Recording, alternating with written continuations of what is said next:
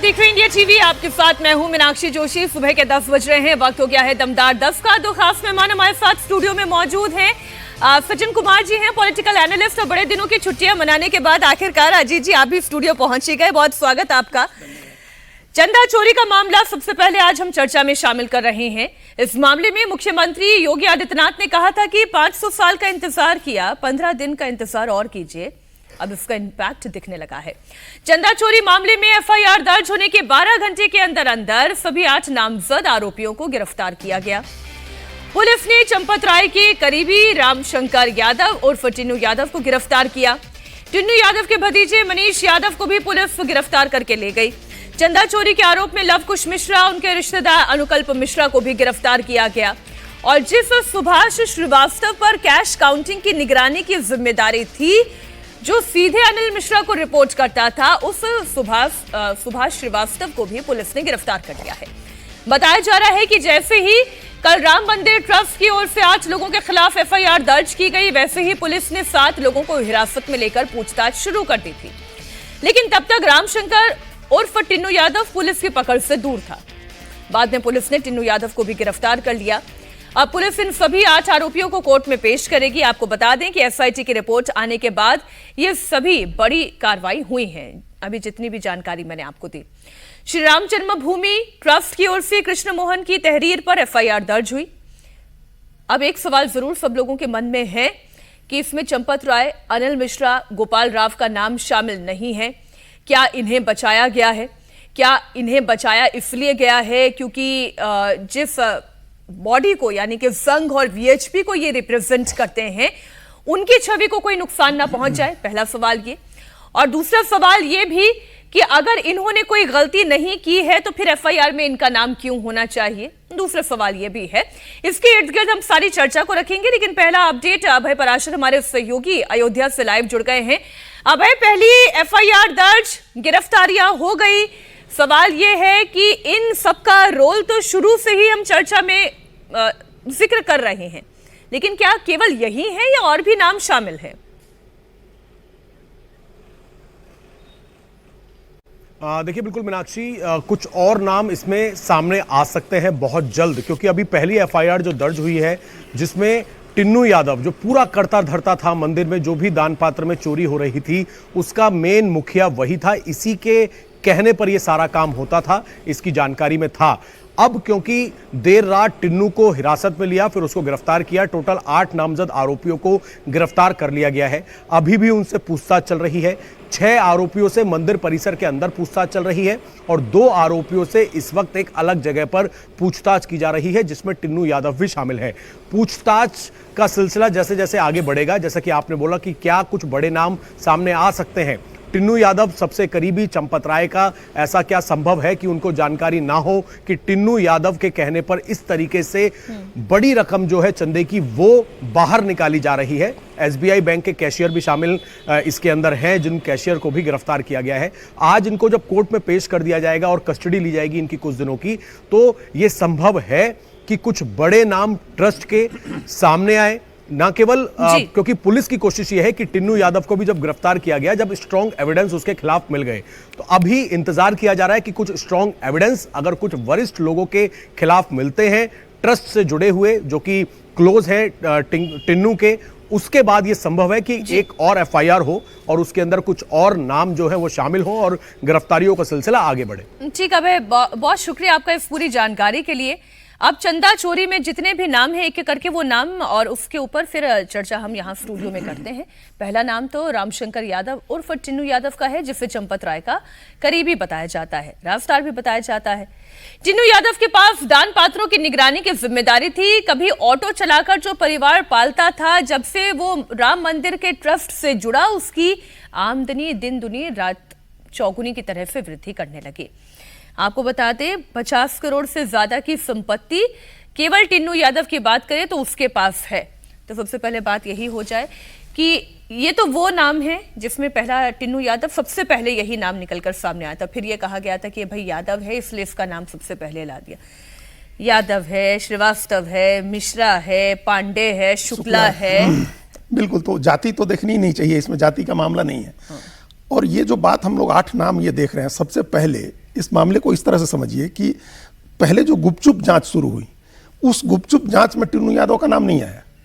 जिस समय जब मामला खुला, जब अखिलेश यादव ने इस बात का खुलासा किया, तब हम लोगों ने चर्चा की थी यहाँ, लवकुश मिश्रा और अनुकल्प मिश्रा का नाम आया। ये दोनों रिश्तेदार हैं, साला बहनोई हैं दोनों। एक पहले से काम करता था, जो फिर उसने ससुराल पक्ष के लोगों ने लवकुश मिश्रा को नौकरी दिलवाई। तो इनके यहाँ गुपचुप जांच हुई।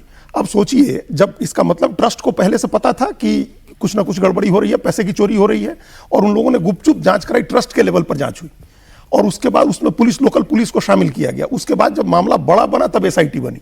तो इस चीज को यहां से समझिए, इस तरह के मामलों में, आपराधिक मामलों में समय का सबसे ज्यादा महत्व होता है, टाइमिंग का सबसे ज्यादा महत्व होता है। जब आपने इतना समय दिया कि लोग, जो भी इसमें शामिल है, बड़ा व्यक्ति, वो सबूतों को नष्ट कर दे, उस कमाई को इधर उधर छुपा दे, गायब कर दे। इसमें 20 दिन निकल गए। 20 दिन के बाद एफआईआर दर्ज हुई है। ट्रस्ट ने ही एफआईआर की है। अब अगर ट्रस्ट एफआईआर कर रहा है, तो ट्रस्ट अपने आप तो ट्रस्ट के लोगों का नाम डालेगा ही नहीं। पहले तो आप अपनी जिम्मेदारी निभाने में पूरी तरह से विफल रहे।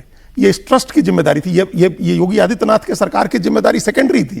प्राइमरी जिम्मेदारी ट्रस्ट की थी कि आप देखें कि लोगों का ट्रस्ट कायम रहे, लोगों की आस्था के साथ कोई खिलवाड़ नहीं हो, और जो संपत्ति, जो चंदा, दान या जो भी कहिए वो लोगों ने वहां दिया हुआ है, उसमें कोई गड़बड़ी नहीं हो। ये दोनों चीजों की हिफाजत करने की जिम्मेदारी ट्रस्ट की थी, और आप दोनों कामों में बुरी तरह से फेल रहे हैं। तो ये बात तो बाद में आएगी कि आप चोरी में शामिल हैं या नहीं।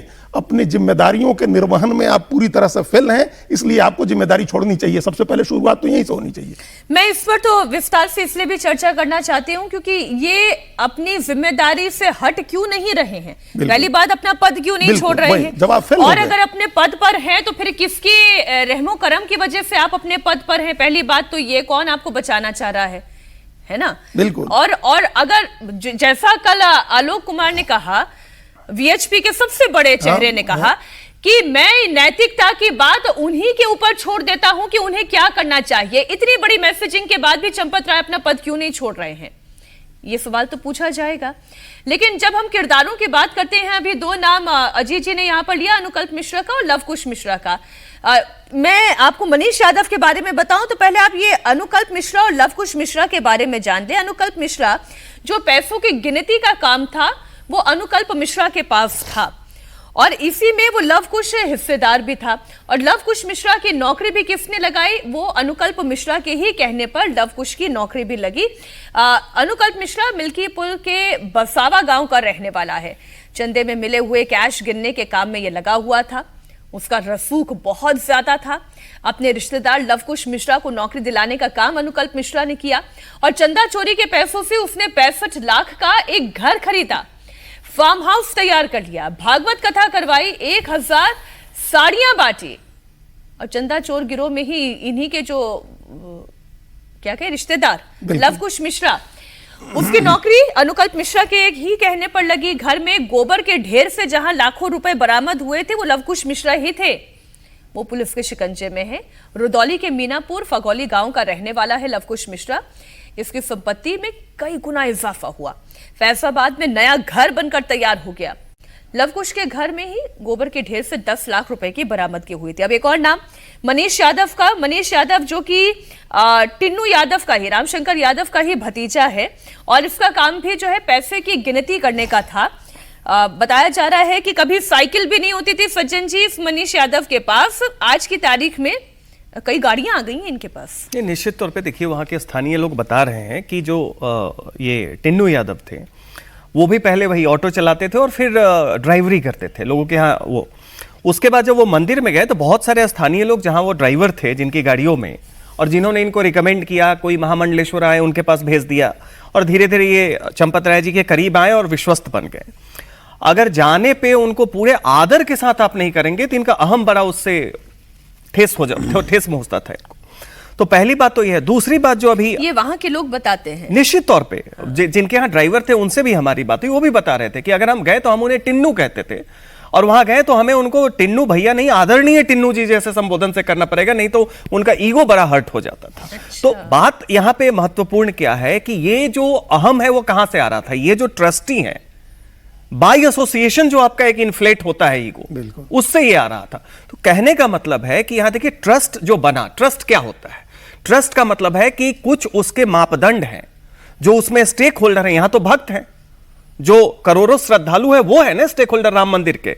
तो ये ट्रस्ट, उनके ट्रस्ट को कायम रखने की जिम्मेदारी थी, उसमें ये फेल हुए। टेक्निकलिटी में तो बहुत लोग फंसेंगे, बहुत लोग बच जाएंगे, लेकिन सवाल है कि वहां पे ये पहले से 2 साल में 200 करोड़ की चोरी हो गई। हो सकता है ये रकम कम हो, अभी और भी बढ़े। गहनों का अभी तक कोई अकाउंटिंग नहीं है, कितना हुआ, कितना चढ़ावा गया, बहुत सारे लोग बताएंगे नहीं।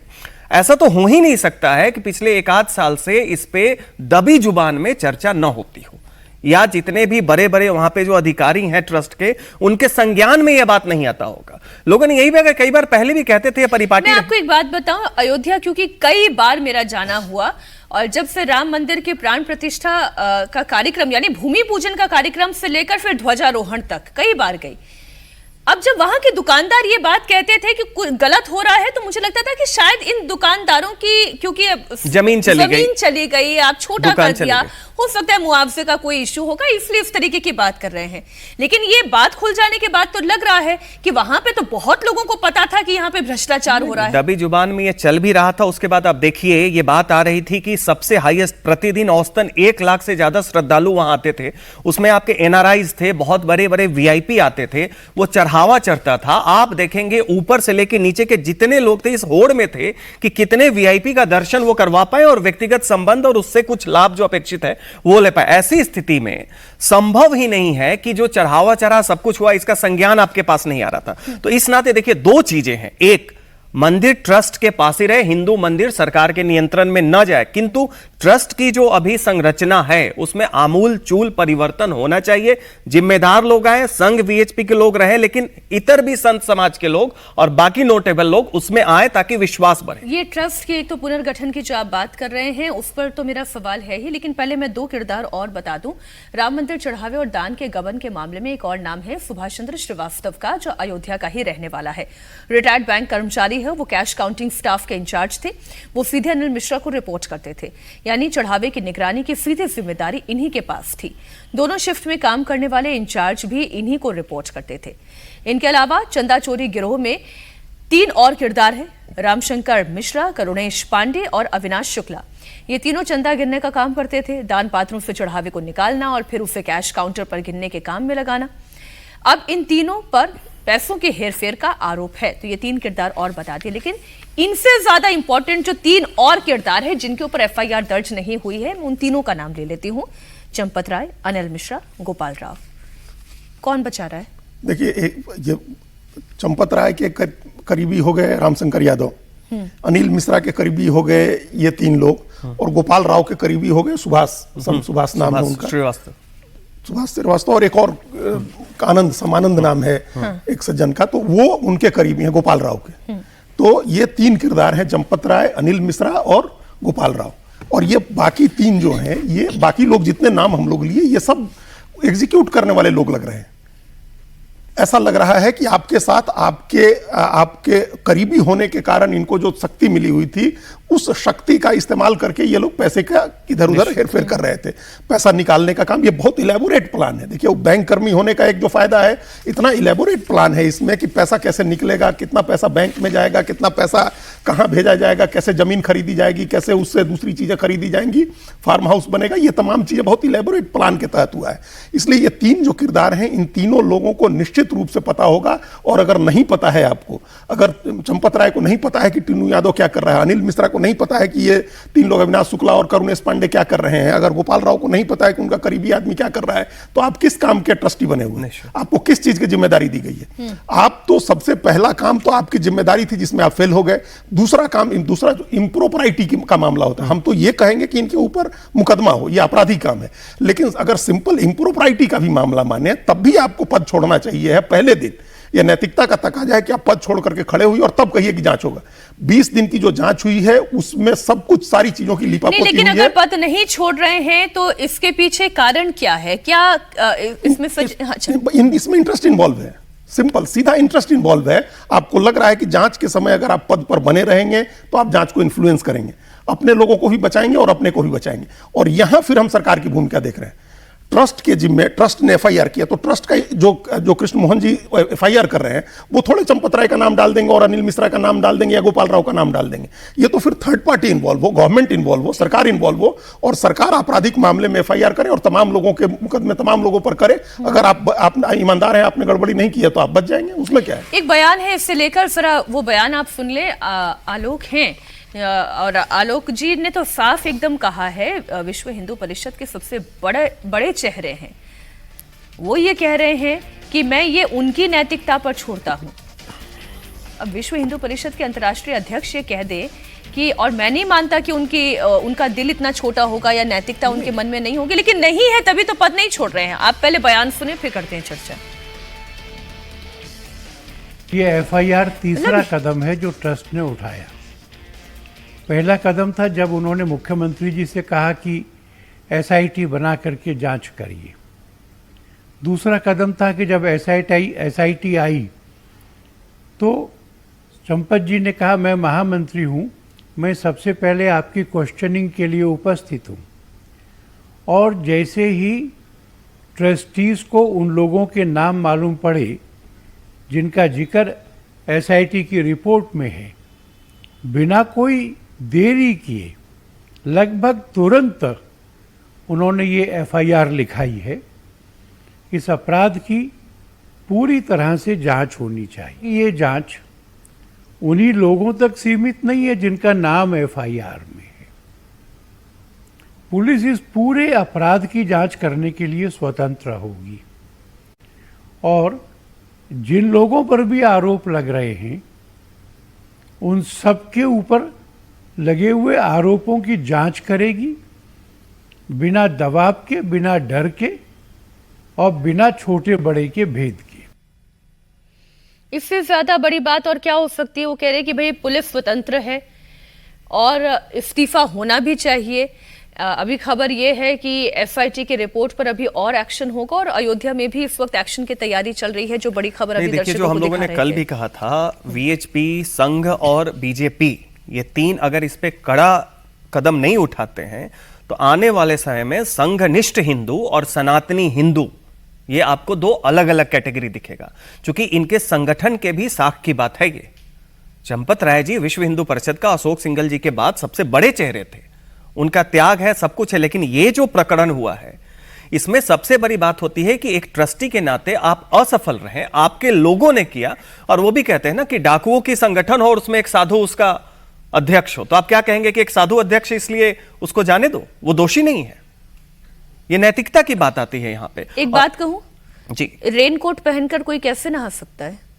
बिल्कुल निश्चित, वही बात, अच्छी उपमा दी आपने। हाँ, वही बात चल रही है यहाँ पे। तो वैसी स्थिति में ये संघ के लिए, वीएचपी के लिए, बीजेपी के लिए और तमाम लोग जो थे, जो त्याग हुआ मंदिर बनाने में, उन सब के लिए आस्था की बात है। और नैतिकता तो किसी को कहने की आवश्यकता यहां नहीं होनी चाहिए थी। और देखिए, उज्जैन से लेके अयोध्या में जो हो रहा है, अगर इस पे नहीं हुआ तो यही राजयोग में योग खत्म हो जाएगा, बस केवल राज बचेगा। विशाल प्रताप सिंह हमारे साथ लखनऊ से जुड़ गए हैं। विशाल, ये बताएं, एक तो एसआईटी आज क्या कर रही है अयोध्या में, और अभी तो ये 8 नाम हैं जो अभी हमने दर्शकों के सामने रखे, इसके अलावा और कौन कौन इसमें शामिल हो सकते हैं?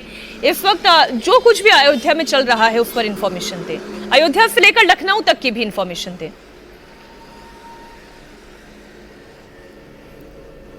मीनाक्षी, जब से कल ये पूरी एफआईआर की बात है जो सबसे पहले इंडिया टीवी ने अपने दर्शकों को बताई, उसके बाद से न सिर्फ एसआईटी बल्कि अयोध्या पुलिस भी पूरी तरीके से एक्शन में है। नामजद सभी आरोपियों, जो 8 आरोपी हैं, जिसमें चंपत राय का सबसे करीबी बताया जाता है टिन्नू यादव, उसकी भी गिरफ्तारी हो चुकी है। लवकुश मिश्रा, अनुकल्प मिश्रा और तो वो तमाम नाम शामिल हैं जो कि जिम्मेदार थे कैश को काउंटिंग करने के लिए और उन्हें सुरक्षित बैंक तक पहुंचाने के लिए। लेकिन सबसे बड़ी बात यह है, जो लगातार सवाल उठ रहा है, साधु संतों से उठ रहा है, पदाधिकारियों से उठ रहा है, और जिसका कि अभी आपने जिक्र भी किया मीनाक्षी, कि रेन कोट पहन करके नहाया नहीं जा सकता है। और यही कुछ कम से कम अयोध्या में भी होता हुआ नजर आ रहा है। अगर पदाधिकारी के तौर पर, महासचिव के तौर पर चंपत राय की जिम्मेदारी मंदिर के संचालन की थी और उनके ही दाहिना हाथ कहे जाने वाले, उनके हर तरह साथ में रहे जाने वाले रामशंकर यादव, टिन्नू यादव पर अगर इतने गंभीर सनसनीखेज आरोप लगते हैं तो महज ये कह देने से कि लापरवाही हुई थी चंपत राय की तरफ से शायद बात नहीं बन पाएगी। यही वजह है कि हमारे पास जो एग्जैक्ट इन्फॉर्मेशन है सोर्सेस के हवाले से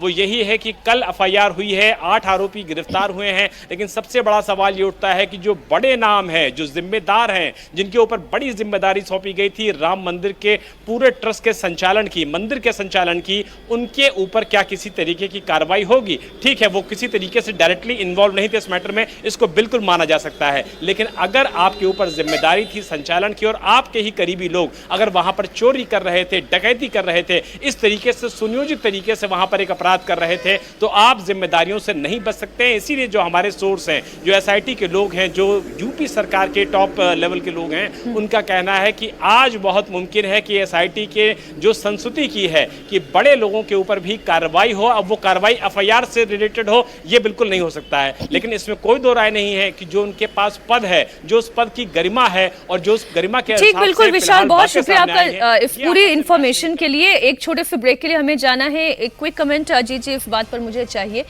मैं ये भी नहीं चाह रही कि ऐसा ना हो कि ट्रस्ट जो है वो मंदिर के हाथों से निकलकर वो सरकारी हाथों में चला जाए, क्योंकि एक बहुत बड़ा डर संघ और वीएचपी दोनों को इस बात का होगा और कई सारे सनातनियों को होगा कि सरकार अपने हिसाब से चलाएगी। फिर ये बात ठीक है, ये होना चाहिए। सनातन जो मानने वाले लोग हैं, जो लोग मंदिर आंदोलन में शामिल रहे, मंदिर निर्माण में शामिल रहे, उसको चलाने की जिम्मेदारी उनके पास रहे और वहां जो पैसा इकट्ठा हो वो सनातन धर्मियों की भलाई के लिए खर्च हो, इस पर किसी को कोई आपत्ति नहीं हो सकती। लेकिन आप देखिए बारीकी से चीजों को पकड़िए। जब योगी आदित्यनाथ अयोध्या गए मंदिर में दर्शन करने, तो जो प्रोटोकॉल में नाम आया उसमें चंपत राय का नाम नहीं रखा गया और यह कहा गया कि मुख्यमंत्री की तरफ से इस बात के निर्देश थे, मुख्यमंत्री कार्यालय की तरफ से, कि इनका नाम नहीं रखा जाए और इन 25-26 और लोगों के नाम नहीं रखे जाए। वो लोग आसपास नहीं दिखे मुख्यमंत्री के। तो इसका अगर हम ये नहीं माने कि वो दोषी हैं, तब भी कहीं ना कहीं संदेह तो है उनके ऊपर। तभी मुख्यमंत्री ने कहा कि हमारे आसपास नहीं दिखे ये लोग। लेकिन ध्वजारोहण के कार्यक्रम में तो मंच संचालन कर रहे थे चंपत बाद जी। में पहुंचे, जब एसआईटी लौटी वैसे ही पहुंच गया वो। तो जब संदेह है, मुख्यमंत्री को संदेह है, तो आप संदेह के आधार पर आपको इस्तीफा देना चाहिए। उनको सबसे पहले पद छोड़ना चाहिए है और ईमानदारी से, निष्पक्षता से स्वतंत्र जांच हो, यह सुनिश्चित करना चाहिए, उनकी जिम्मेदारी है। तो ये करना चाहिए अगर संदेह भी है उनके ऊपर। तब राम मंदिर में चढ़ावा चोरी की खबरों के बीच आम आदमी पार्टी के संयोजक अरविंद केजरीवाल अयोध्या पहुंचे हैं, जहां वो आज रामलला और हनुमानगढ़ी में दर्शन पूजन करेंगे। बताया जा रहा है कि थोड़ी देर में केजरीवाल राम मंदिर भी जाएंगे और पूजा करेंगे। इस दौरे को लेकर अरविंद केजरीवाल ने कहा कि मंदिर में हुई चढ़ावा चोरी से उनका मन परेशान है, इसलिए वो प्रभु का दर्शन करने आए।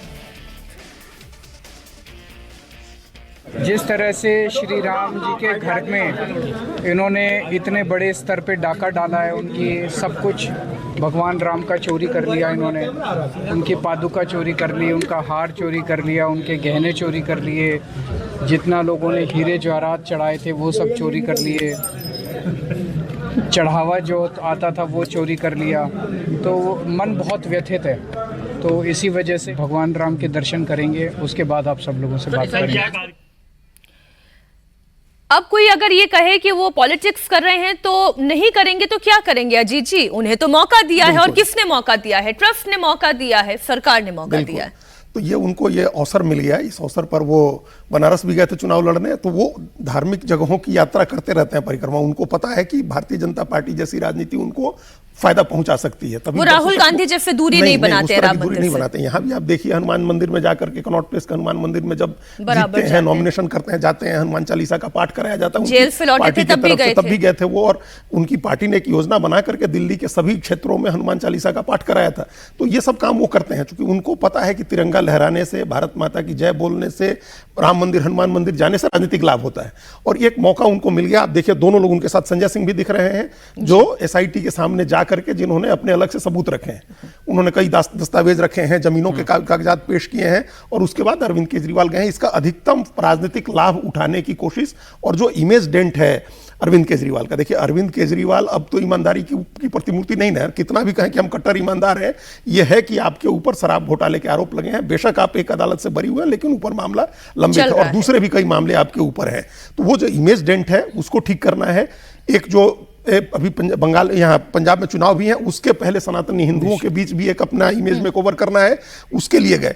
हमको इसमें कोई अच्छी बात है, आप राजनीतिक लाभ उठाइए। आप अभी चुपचाप जाके दर्शन करके आते, उसके बाद आपको जो राजनीति करनी है करते। आप इसलिए आए क्योंकि आपका मन व्यथित हुआ है चंदा चोरी से। जी, ये ठीक नहीं है। आपके नाम, आपकी पार्टी के ऊपर चंदा मिला और आपने ब्लैक मनी को व्हाइट मनी किया, इसके लिए आपके मंत्री और आपके नेता जेल में रहे, तब आपका मन व्यथित नहीं होता है। आपका मन व्यथित हुआ चंदा चोरी से, तभी आप दर्शन करने आए प्रोग्राम के। ये राजनीति है, ये मत करिए। आप जाइए, दर्शन पूजन करिए, सद्बुद्धि देने की मांग करिए, वहां से चले आइए। उसके बाद आप जो संजय सिंह तो कर ही रहे ना, आपके बदले में सारा काम तो कर ही दिया, वो उसका लाभ उठा ही लिया। ये इस बात को जोड़ना नहीं चाहिए कि हम इसलिए छलनी लगा के राजनीति तो नहीं होती ना, छलनी लगा के राजनीति करने की कोशिश कर रहे हैं। चंदा चोरी मामले में 8 लोगों पर एफआईआर और उनकी गिरफ्तारी पर समाजवादी पार्टी के अध्यक्ष अखिलेश यादव ने तंज कसा। अखिलेश यादव ने सोशल मीडिया प्लेटफॉर्म एक्स पर लिखा कि भाजपा राज में नाइंसाफी की दिखेगी ये झांकी, फुनगी को फांसी, शाखाओं को मिलेगी माफी। वैसे तंज बहुत अच्छा कसते हैं अखिलेश यादव, ये तो हमें कहना होगा। जनता कह रही है कि पहले एफआईटी के बहाने सारे सबूत साफ कर दिए गए होंगे और यह निश्चित कर लिया गया होगा कि किन बड़ी मछलियों को बचाना है और किसको फंसाना है, जिसके बाद एफआईआर हो रही है। लगता है एफआईटी को पहले रिपोर्ट बनाकर दे दी गई होगी और इसके हिसाब से जांच की गई होगी, मतलब निष्कर्ष पहले निकाल लिया गया होगा। अब जो बात है वो बात आपके सामने है। तंज जो है वो गहरा है और राजनीतिक लाभ तो ये भी ढूंढ रहे होंगे। नहीं, देखिए, निश्चित ढूंढ रहे हैं और हो सकता है इनको थोड़ा बहुत मिल भी जाए, लेकिन जो बात ये कह रहे हैं वो बिल्कुल सही है। जन भावना की बात है कि जो जिम्मेदारी है आप छोटी मछलियों तक तय नहीं कर सकते हैं। उनको जो लोग प्रोटेक्ट कर रहे थे, जिन्होंने उन्हें अपॉइंट किया, जिनका ओवरसाइट हुआ है, जो चूक हुई है, उस पर आप नहीं लेंगे, तो निश्चित तौर पर अखिलेश को यह मौका मिला है। और वैसी स्थिति में अखिलेश जो कह रहे हैं, अपोजिशन के नाते ये कहना भी चाहिए। तो यहां पर इनकी बात बिल्कुल सही है कि एसआईटी की जांच केवल छोटी मछलियों तक कि साहब ये लोग एफआईआर करने में भी 15 दिन निश्चित तौर पे, और उसमें जो धारा भी लगा है वो क्या लगा है कि थेफ्ट बाय क्लर्क, एक वो धारा है। तो सवाल है थेफ्ट बाय क्लर्क, लेकिन क्लर्क के जो लोग हैं, जो ट्रस्टीज हैं, उसकी बात कौन करेगा? क्योंकि करोड़ों लोगों की, श्रद्धालुओं की जो भावना आहत हुई है वो केवल उन क्लर्क से नहीं हुई कि लवकुश मिश्रा और टिन्नू यादव इन लोगों तक सीमित नहीं है। वहां पे वो है कि जो लोग इसके संरक्षण के जिम्मेदार थे उन्होंने क्या किया। और याद रखिए, शुरुआती दौर पे इसे ढकने की कोशिश की गई थी, डिनायल की कोशिश की गई थी कि भक्तजनों यहां पे हमेशा ऑडिट होता है, ये होता रहता है। तो शुरुआती दौर में ये कोशिश की गई कि मामला अंदर ही अंदर दब जाए, ये बाहर नहीं आए। चंदा चोरी में एफआईआर पर विपक्ष ने सवाल उठाए, इसे लीपापोती की कार्रवाई बताया। इसे लेकर यूपी के डिप्टी सीएम ब्रजेश पाठक ने बड़ा बयान दिया। ब्रजेश पाठक ने कहा कि जांच में जिसका भी नाम आएगा उसे छोड़ा नहीं जाएगा। पूरे प्रकरण की सरकार ने गंभीरता के साथ लिया है और एफआईआर दर्ज हो गई है और जो भी दोषी होंगे उस पर कड़ी कार्रवाई होगी। जी, ये बार-बार आ रहा है कि इसको बचाया, उसको बचाया। आपको लगता है कि सरकार तो पूरी तरीके से एसआईटी भी गठित किया, अभी जांच हो रही है और इसमें एफआईआर दर्ज हुई है, विवेचना होने दीजिए। तो ये भी लगता है कि क्या अयोध्या जैसी पवित्र जगह को कुछ लोग आप इस तरीके से आप वेट करें, इसमें कार्रवाई होगी। और कितना बड़ा ये हिंदुओं की आस्था का मामला, आप वेट करें कड़ी कार्रवाई। अयोध्या एक वैसे आप वेट करें, इसमें कड़ी कार्रवाई होगी। हम कह सकते हैं कि सरकार इसमें काफी, हाँ, जो भी दोषी होगा कड़ी कार्रवाई। यूपी बीजेपी संगठन के मंत्री भी इस बैठक में मौजूद रहेंगे। पंकज चौधरी की अगुवाई वाली टीम में 19 उपाध्यक्ष और 8 महामंत्री बनाए गए हैं। इसके अलावा 19 मंत्री भी बनाए गए हैं। बीजेपी ने यूपी में अपने संगठन के सभी 6 क्षेत्रीय अध्यक्षों की भी नियुक्ति की है। अल्पसंख्यक मोर्चे को छोड़कर बीजेपी ने अपने सभी मोर्चों के अध्यक्ष के नाम का ऐलान कर दिया है। नाम आपके सामने है। बीजेपी के नई टीम के गठन में पारंपरिक कोर वोटर के साथ पिछड़े और दलित वर्ग में पैठ मजबूत करने के लिए बैलेंस्ड फॉर्मूला अपनाया है। बीजेपी ने 4 ठाकुर जाति से उपाध्यक्ष बनाए हैं। ओबीसी समुदाय की अलग अलग जातियों से 8 नेताओं को उपाध्यक्ष बनाया। इसके अलावा ब्राह्मण समाज से 3, वैश्य समुदाय से 2, दलित समाज से 2 नेताओं को उपाध्यक्ष बनाया गया है। नई टीम में ओबीसी को अधिक तरजीह दी गई है। कुल 64 पदाधिकारियों में से 30 यानी कि 47% ओबीसी समाज से आने वाले सदस्य हैं। यह पार्टी के मंडल और कमंडल के संतुलन को दर्शाता है। नाम सभी आपके सामने हैं। बाइफर्केशन हमने इसलिए कर लिया क्योंकि सब जाति के आधार पर देखते हैं कि किसका कितना रिप्रेजेंटेशन है। तो रिप्रेजेंटेशन, जातीय संतुलन बहुत अच्छी तरीके से साधा गया है। जी, कहीं कोई कमी आपको नजर आ रही है इस टीम में? नहीं, वो परफेक्ट है, एकदम ऐसा लगता है असेंबली लाइन से जैसे नाम निकलते हैं, जैसे आप 6 अध्यक्ष, जो 6 ब्रज का, पश्चिम का इलाका है, ब्रज का इलाका, इस दोनों को अलग अलग किया गया है। वहाँ जो क्षेत्रीय अपना संगठन है भारतीय जनता पार्टी का, वहाँ अवध है, काशी है, गोरखपुर है, ये सब 6 अलग अलग जो क्षेत्र बांटे गए हैं, उसमें 6 अलग अलग जातियों के लोगों को नियुक्त किया गया है अध्यक्ष। और जातीय समीकरण साधने में जो आपने कहा सबसे ज्यादा लगभग 47% के करीब ही माना जाता है कि उत्तर प्रदेश में पिछड़ी जाति की आबादी है। बिहार में थोड़ा ज्यादा माना जाता है, 54-55%, यहाँ 45-47% मानते हैं। तो उसको उस तरह से रिप्रेजेंट किया गया है। और ये इसलिए है क्योंकि भारतीय जनता पार्टी की ताकत, 3 ब्राह्मण भी हैं। हाँ, 3 ब्राह्मण भी, वो भी भारतीय जनता पार्टी की ताकत है। अगर वो नहीं भी ताकत हो तो वो भारतीय जनता पार्टी को वोट देंगे, उसमें वो माना जाता है कि वो हमको देंगे ही वोट। चूंकि इसलिए भी देंगे क्योंकि जो भारतीय जनता पार्टी की पूरी राजनीति है कि लोगों को धार्मिक बनाइए और धर्म की तरफ आकर्षित करिए, उसका सबसे बड़ा लाभार्थी वर्ग वही है। तो इसलिए वो देंगे वोट, लाभार्थी होने की वजह से देंगे। लेकिन ओबीसी और गैर यादव ओबीसी इसलिए महत्वपूर्ण है क्योंकि अखिलेश यादव उनकी तरफ डोरे डाल रहे हैं और वो बीजेपी का कोर वोट भी है गैर यादव ओबीसी। तो यादव नाम आपको नहीं मिलेंगे, लेकिन एक नाम, हाँ वही हमने कहा नाम नहीं मिलेंगे। तो मतलब ऐसा नहीं है कि बिल्कुल ही नहीं है, लेकिन वो आबादी 10% है तो उस हिसाब से एक यादव है, बाकी अन्य ओबीसी में साक्य हैं। आपको देखिए साक्य रखा हुआ है उन लोगों ने, मौर्य साक्य जो एक वर्ग है उसको रखा है, राजभर भी रखा हुआ है, पाल भी रखा हुआ है उपाध्यक्ष बना करके। और पाल तो नाम सबसे इंपॉर्टेंट है, पूजा पाल को रखा है वहां। तो ये हर गैर यादव ओबीसी को साधने की उसमें कोशिश की गई है। हमको इसमें सिर्फ एक इम्बैलेंस जो दिखता है मीनाक्षी जी, वो ये है कि महिलाएं नहीं है।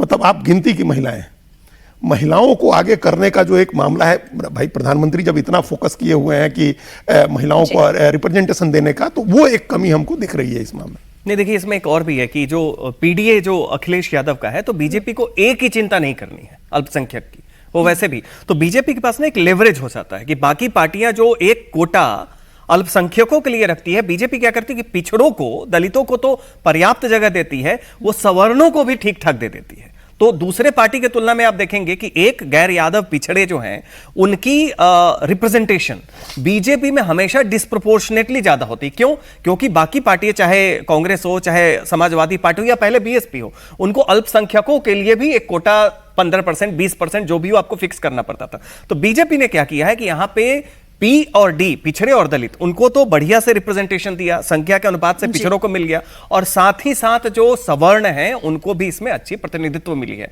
तो जो अखिलेश यादव का पीडीए है उसमें बीजेपी की चिंता केवल पी और डी की है, जिसका इसमें व्यवस्था दिख रहा है। अब बात पश्चिम बंगाल की, जहां ममता बनर्जी के किले को ढहाकर सत्ता में आई शुभेंदु सरकार अपना सबसे बड़ा वादा पूरा करने जा रही है। खबर यह है कि शुभेंदु सरकार आने वाले सोमवार को विधानसभा में यूसीसी विधायक पेश कर सकती है।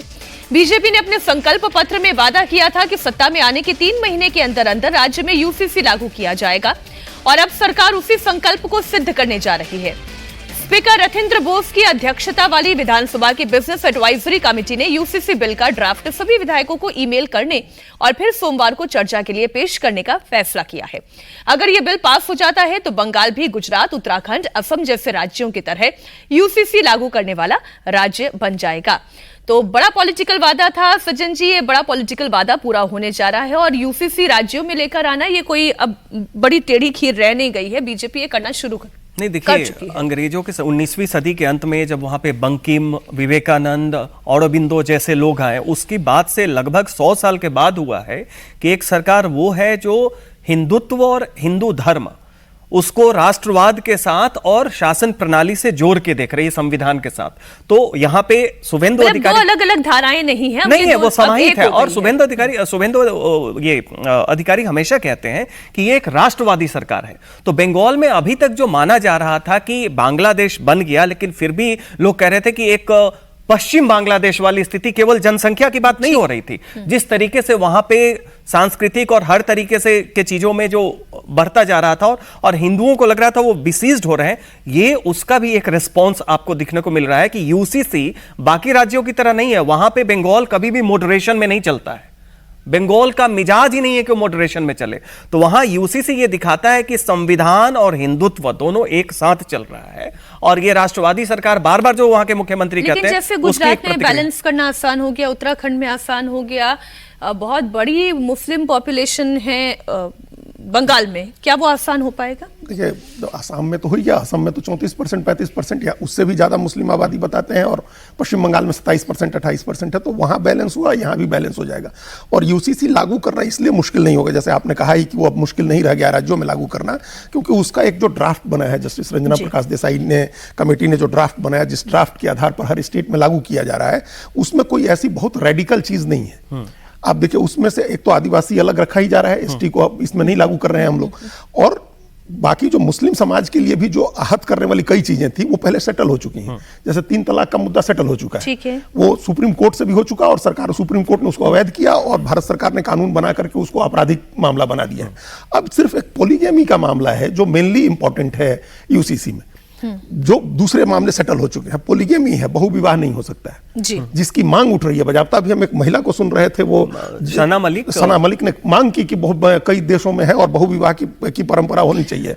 इसको रोकना जरूरी है, और ये इसलिए भी जरूरी है महिलाओं के और बड़ी हैरानी की बात है, सना मलिक ने जब अपने बयान को डिफेंड करते हुए बयान दिया था, तो उसमें भी वो ये कह रही थी कि ये तो मैं महिला के अधिकार की बात कर, पॉलीगैमी कहां से महिला के अधिकार की बात? महिला का अधिकार की महिला के को अधिकार से वंचित करने वाली सबसे बड़ी बात है, ये सबसे बुरी बात है। उसको उसके मानवीय गरिमा दर्जे, मानवीय मर्यादा जो गरिमा है उसे नीचे गिराना है।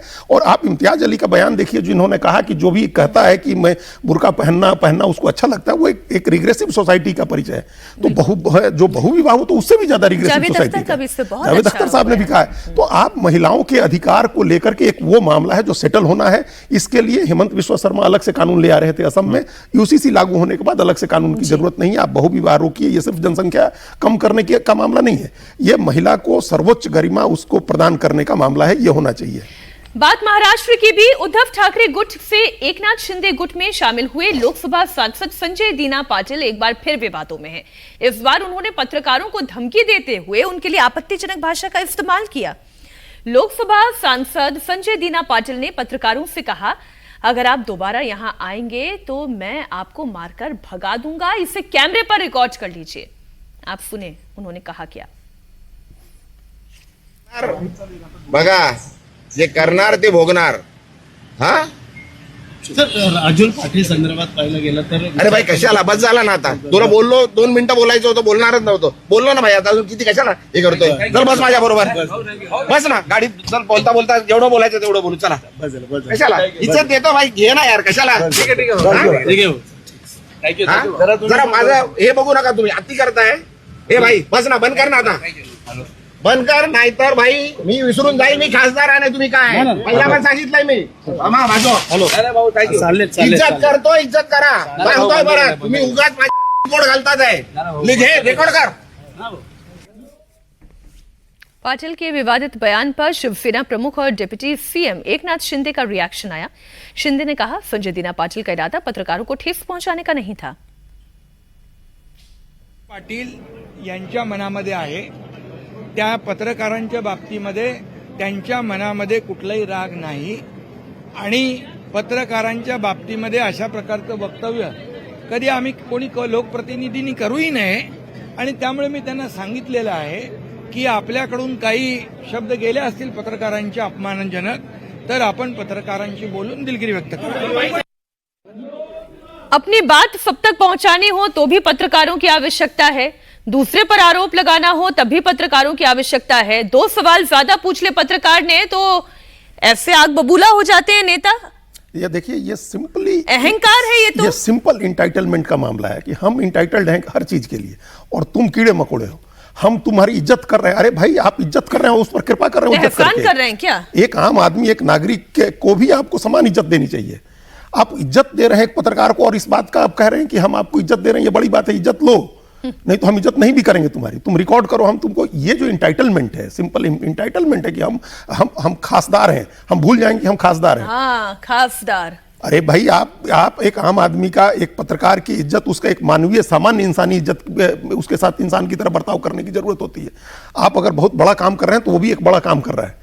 तो ये एक सामान्य जो हमको इंटाइटलमेंट जो दिखता है नेताओं के अंदर, और खासतौर से ऐसे नेताओं के अंदर, ये अहंकार की हम रिकॉर्ड करो और हमारा कोई क्या कर लेगा। अकेले गालीबाज नहीं है, हाँ वही सब ये आदमी है गालीबाज, जिसको मौका मिल रहा है वो इसी तरह की देखिए, और ये यवतमाल से आते हैं विदर्भ में, जो जाना जाता है सबसे ज्यादा जहां पे गरीबी के लिए, विदर्भ का सबसे ज्यादा, विदर्भ तो पहले ही था उसमें यवतमाल से, और वहां पे आपका क्या है, आप किस चीज के लिए जाने जाते हैं? आप जाने गए हैं कि आपने अभी पार्टी बदली है, तो कौन सा आपने वैसा काम कर दिया कि ये हम कह सकते हैं कि एक एंटाइटलमेंट का कोई बेसिस भी हो कि आपने काफी कुछ अचीव कर लिया है कि थोड़ा एरोगेंस आ जाता है?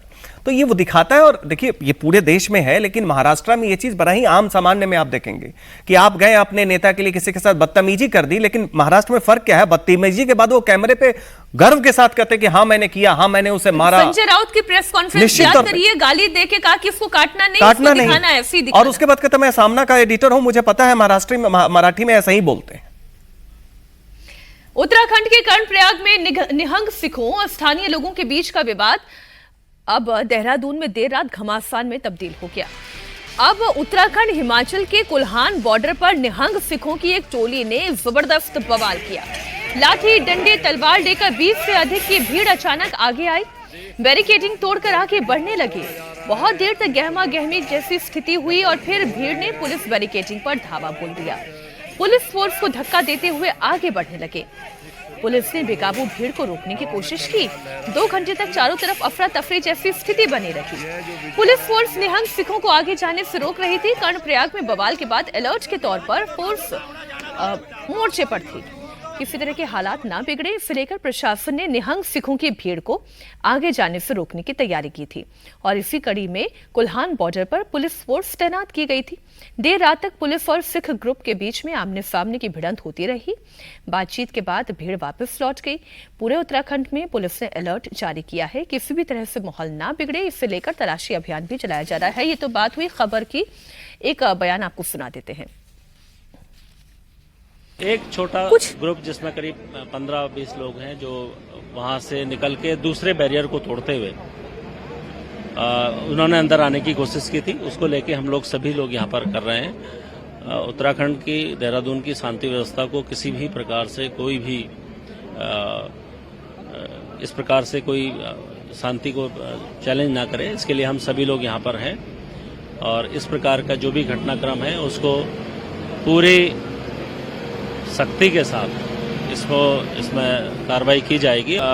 कुछ ये मामला धार्मिक भावनाओं के साथ साथ जो आपसी जो हमारे सामंजस्य को लेके भी है, जिसमें जो हमारे पर्वतीय मूल के समाज के साथ साथ जो हमारे पंजाबी भाई हैं उन सभी की आस्थाओं से जुड़ा हुआ मामला है। इसलिए जितने एक सही डायरेक्शन में ये बात हो और उसके लिए पुलिस पूरी तरीके से मिनिमम फोर्स के साथ, मिनिमम बल के साथ हम लोग कोशिश करेंगे इस समस्या को जल्दी से हम लोग सुलझा लें। अजय जी, एक पैटर्न जैसा क्यों दिखाई दे रहा है इसमें? ये बड़ा पैटर्न है और ये रेडिकलाइज करने की एक जो है, मतलब एक तरह से एक उग्रवाद, चरमपंथ, इसको बढ़ावा देने की भावना इसमें दिखती है। देखिए, धार्मिक भावनाएं अपनी जगह है, हर धर्म के लोगों को अपना समूह बनाने की इजाजत हो सकती है, लेकिन उस समूह को विजिलेंटे जस्टिस जिसको बोलते हैं, आप वो नहीं कर सकते। आप समूह हैं और धार्मिक कारणों से आप तलवार लेकर के चलते हैं, नंगी तलवारें लेकर के, इसका ये मतलब नहीं है कि आप उसका सार्वजनिक प्रदर्शन करें, लोगों के ऊपर हमले करें। विजिलेंटे जस्टिस हमने इसलिए कहा कि 2 मामले हुए हैं। एक तो हिमाचल प्रदेश इन दिनों जो वित्तीय संकट से जूझ रहा है, उसने कहा पंजाब की तरफ से आने वाली गाड़ियों पर टैक्स लगाने की बात हुई। अब ये प्रशासनिक मामला था, पंजाब और हिमाचल को निपटाना था। जब टैक्स लगाने की बात हुई तो निहंग सिख वहां पहुंच गए कि हम हिमाचल से आने वाली गाड़ियों को रोकेंगे। भाई ये आपका काम नहीं है। इसी तरह से ये जो कर्णप्रयाग में हुआ कि 3 लोग पकड़े गए आपराधिक मामले में, किसी मामले में पुलिस ने उनको पकड़ के जेल में बंद किया, तो निहंग सिख अब छुड़ाने चले जाएंगे कि हम अपने लोगों को जेल से छुड़ा करके ले आएंगे। ये विजिलेंटे जस्टिस है। और यही घटनाक्रम हुआ था, आप याद करिए, जब अमृतपाल को गिरफ्तार किया गया था, उसको भी छुड़ाने के लिए हजारों की भीड़ ने थाने पर वहां एक अपने आदमी को छुड़ाने के लिए वहां धावा बोल दिया था। तो ये सारी चीजें एक तरह से जुड़ी हुई हैं। आप इस चीज को, एक तो प्रशासन की भी विफलता है, पंजाब, हिमाचल और उत्तराखंड, इन तीनों राज्यों के प्रशासन को, पुलिस को, सरकार को आपस में संवाद करना चाहिए है कि जो प्रशासनिक मामले हैं वो प्रशासनिक स्तर पर निपटे। और गुरुद्वारों को भी बिल्कुल। जो कल रात का घटनाक्रम हुआ, आधी रात के बाद जो घटनाक्रम हुआ, वहां कर्णप्रयाग और आसपास के गुरुद्वारों के लोगों को भी बुलाया गया, जो सेंसिबल लोग हैं, उन लोगों ने भी समझाने का काम किया। तो इसमें उनकी भी भूमिका बनती है। अब ये नहीं इजाजत हो सकती है कि कल को हिंदू समाज में किसी को इजाजत दे दीजिए कि आप हथियार, तलवार, गदा लेकर के निकलें, मुसलमानों में इजाजत दी जाए कि आप तलवार, गदा लेकर के निकलें और अपने लोगों को बचाने के लिए आप ये जस्टिस आप अपने हाथ में ले लें कानून। नहीं, और इसमें एक और भी ये है कि आप देखिए, कहीं भी आप देखिएगा तो हिंदुओं के साथ जो होता है ये इस तरह के जो तबके हैं निहंग सिखों के, वो वहीं पे कन्फ्रंट करते हैं। पूरे पंजाब में माझा रीजन जो है, अमृतसर, तरन तारण जो पाकिस्तान का, वहां क्रिश्चियनिटी में कन्वर्ट हो रहा है, सिख कन्वर्ट हो रहे हैं, जट सिख कन्वर्ट हो रहे हैं। वहां कभी आप नहीं देंगे कि निहंग जो है अगर धर्म से आप इतने हाथ तो वहां जाके करें। तो सवाल यह भी उठता है कि एक धर्म विशेष हिंदू समाज जो है वहीं पे ये कन्फ्रंटेशन क्यों हो रहा है? क्योंकि अगर आप धार्मिक भावना आहत हो रही है तो ऐसा तो है नहीं कि हर जगह हिंदू समाज से ही आपको लग रहा है कि आहत हो रही है। पूरा का पूरा कन्वर्जन चल रहा है। आपने कभी सुना है कि निहंग सिख जाके वहां कन्फ्रंट कर रहे हैं? चित्ता के नशे में पूरा कन्वर्जन का बिल चल रहा है। माझा पंजाब में जो पाकिस्तान का बॉर्डर है, पठानकोट से लेकर तरन तारण तक, अमृतसर होते हुए, वहां कभी नहीं। तो निश्चित तौर पे इसमें गहराई से देखना चाहिए कि क्या इसके पीछे कोई प्रयोजन। ये जिसे कहते हैं ना ब्रेन के लिए वो जो आपने फूड ऑफ थॉट दिया है, ये बहुत इंपॉर्टेंट है। रेडिकलाइजेशन जिस तरीके से हो रहा है और विजिलेंटे जस्टिस की जो आपने बात कही,